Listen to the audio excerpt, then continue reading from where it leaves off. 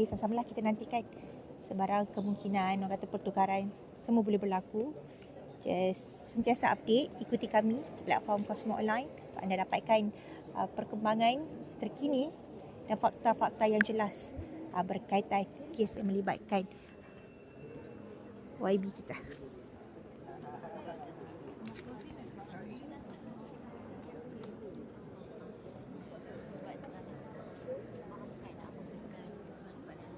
Sama-sama kita doakan. Macam kita kata, sebagai tanda sokongan, anda boleh menggunakan hashtag berani kerana benar, yang benar pasti menang.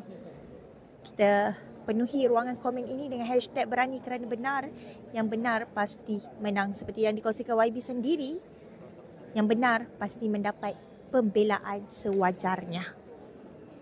Kalau anda boleh lihat di paparan skrin sekarang adalah ahli keluarga kepada YB Syed Saddiq dan juga kenalan rapat beliau yang hadir daripada pagi tadi untuk sama-sama mengikuti prosiding rayuan pada hari ini, untuk sama-sama memberi semangat kepada YB, termasuklah sahabat baiknya sendiri iaitu Bella Astilah.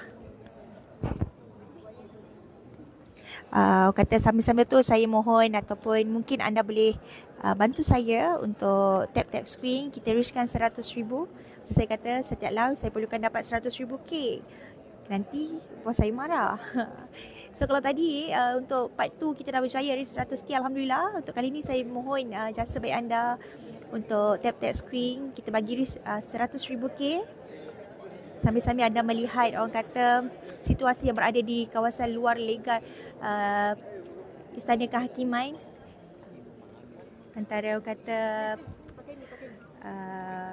reaksi ahli keluarga, kenalan.